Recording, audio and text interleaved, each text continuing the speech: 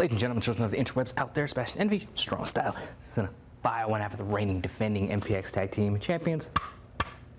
Of course.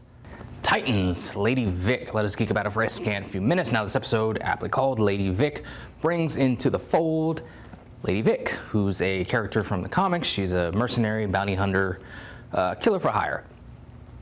And in it we see she's brought in by Crane for reasons that go to his grand plan, which we don't know exactly what that is yet. She has history with Barbara Gordon because Barbara killed her inadvertently, ended up being the cause of the death of her boyfriend, significant other, husband. We don't know what he was, just maybe he was just a crime partner. But they have heat. So she's in the episode, and for it to be called like Lady Vic, I don't think she was enough of the episode to warrant like the episode being named after her, which is just one of a multitude of problems. Like, I am close to hitting the panic button on this season now. I wondered how the writers were going to screw things up because they had potential in the first couple episodes. How are they going to squander it? Well, we got the flashback that just took us totally left of center last week, and now this week we have this. For me, it stems from conversation that Beast Boy and Nightwing have. And this, I mean, are they using Beast Boy to open the door to this path of redemption for Jason? Because so the partnership between Barbara and Dick is like at an impasse, as he puts it. He needs some like evidence from her to kind of help find the killer, who is Lady Vic. And she's like, no, like, go home, butt out, basically. Because of the whole thing that happened with him getting shot and everything, like last episode. Or the episode before last when he got shot. So he decides to go to steal the evidence that he needs, the audio that he needs to kind of do his detective work, whatever. So he's in the air ducts. Him and Beast Boy having a conversation. Beast Boy asked him like what he would have done, or going back to that night at the cabin, if he would have killed Jason. Dick's like, I didn't want to have to kill him. And Garth goes on this thing about how there's got to be something to it. It's got to be a reason why he's doing this. He was like my friend. He fought alongside me, hero, blah, blah, blah, blah. So I'm like, oh God, here we go. We are walking down the path where they're opening the door to have Jason redeem. Jason, who just killed Hawk, who Garth mentions earlier in the episode when he's going on a rant on Dick, gets mad, starts to Hulk out, basically.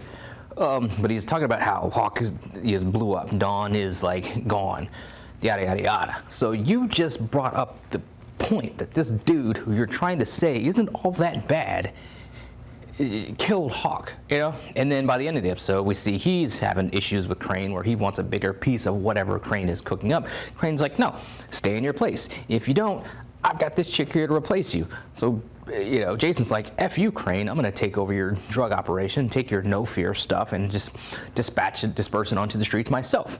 Gives it to some thugs. Those thugs go into the place where Tim Drake's parents, the Chinese food shop that they own, and shoot some people. We see Tim Drake's dad kind of bloody on the floor. We don't know if he's going to be dead or not. And we see this as Jason's looking on, pops another hit of his no fear stuff.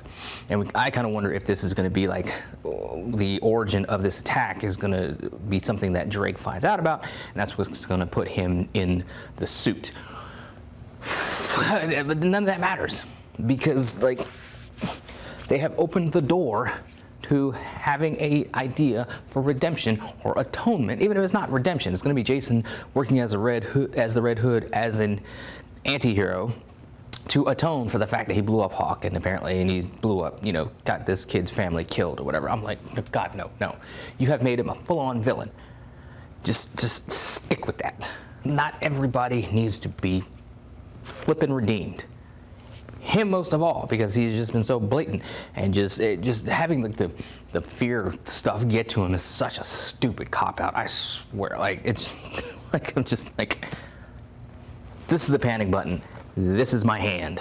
That's where we're at right now with this. It's unnecessary. It's stupid. It's just, I don't know if it's because like Jason is a hero in the comics that they're kind of wanting things to mirror, like match that or whatever. So they just so afraid, or they just, I don't know what caused like the potential whiplash Because, I mean, Whiplash. I'm not even gonna say potential because you just know it. That is what they're gonna do. By the end of the season, despite the fact he got Tim Drake's family killed, despite the fact he was complicit in blowing up Hawk, releasing a deadly drug onto the streets, and whatever else he's done, because he's a hero in the comics, we got to make him a hero in the show. Oh my God, I'm just so like, I don't know. That's Titans, ladies and gentlemen. That's what we get. We get potential, and then we get a swift kick in the nards with steel-toe boots. That's what this show does to us. Yay. Outside of that, you have Starfire and Blackfire, which brought some humor, as Blackfire is, of course, royalty and used to being served and having stuff cooked for her and people doing her laundry and bathing her and yada, yada, yada. So she has this kind of this adjustment to seeing Corey kind of do these things. And then we get Connor and her bonding in the back of the car, where Connor mentions that the Titans are a family. Connor goes on this spiel that Vin Diesel would be proud of. And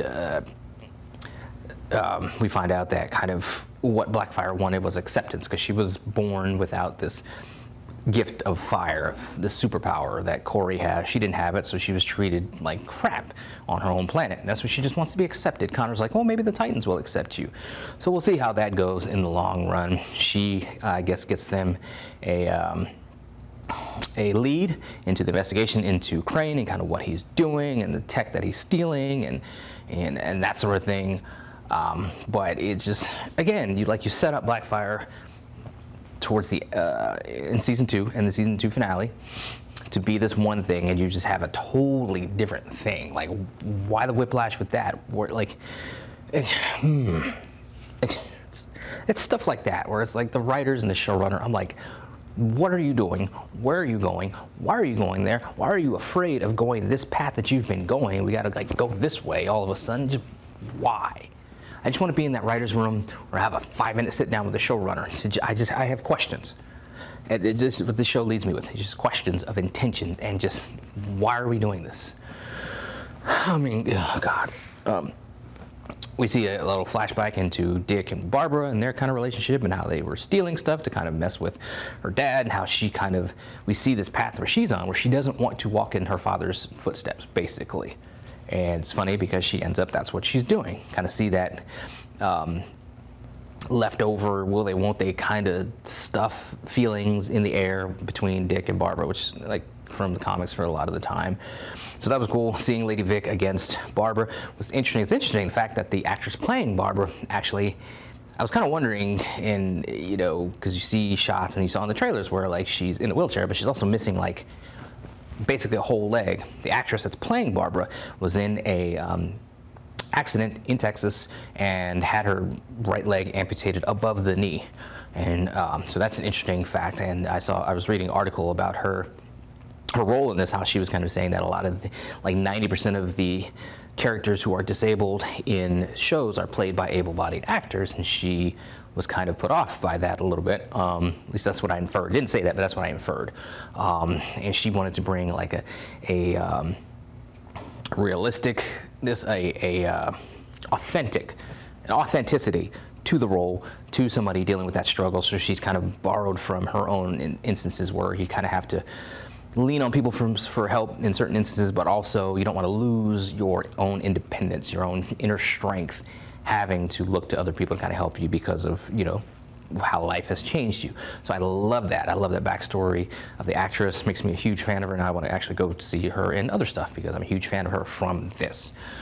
See her fight with Lady Vic, and it's a good thing she didn't need like a little walking suit like in Birds of Prey, but she held her own even in the chair. So I mean, kind of part of it was like, is that corny? The other part of it was like, it was kind of badass. So, you know, but all in all, it was just everything that. For all the positives in this episode, saw some interesting stuff with Connor. I like how they're playing this super smart angle because you don't have the means, the budget, the story to kind of have him be Superboy, like the super part of Superboy, but to lean into the Lex Luthor super smart brain and that sort of thing.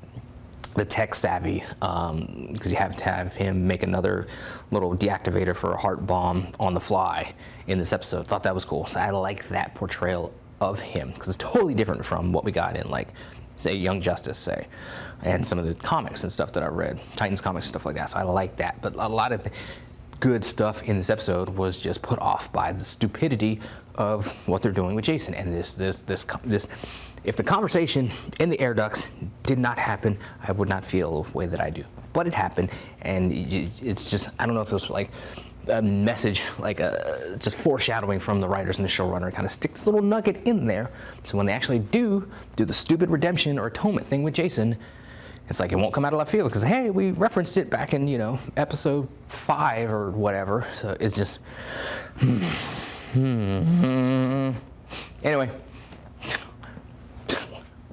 just whatever. Those are my thoughts on it. Scattered as they often are. What do you guys out there think? Let me know in the comments below. Follow me, social media. Talk to me there. Talk to me here. Yay, Titans. Let us geek.